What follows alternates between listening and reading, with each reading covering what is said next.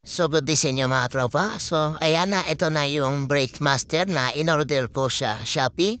Kapag sumakto to sa marble natin mga tropa, ay pwede nyo na pong palitan ang Brake Master ng marble nyo. So, ito mga tropa ay pang NMAX to. So, wag na kayong bumili ng set.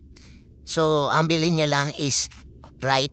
Kasi yung left na yun ay hindi natin kailangan yun. Pera na lang kung naka-clutch po kayo, pwede kayong bumili ng set. Pero kung hindi kayo naka-clutch, katulad ko is right na lang po ang bilhin nyo mga katropa.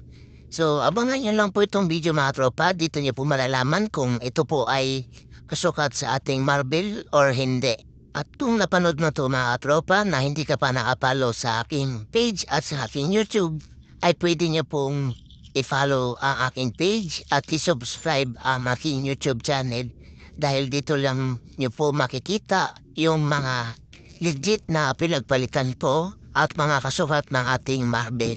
At baka magtaka kayo mga tropa kung bakit Inmax ang binili ko hindi yung Wave or XRM kasi mas marami talagang kasukat yung motor natin. Pero nag-base po kasi ako dun mga tropa sa ating stock ng Brake Master mga tropa, yung sa tinginan po ng brake fluid natin mga tropa. Sa mga hindi nakakalam, ito po yung itsura.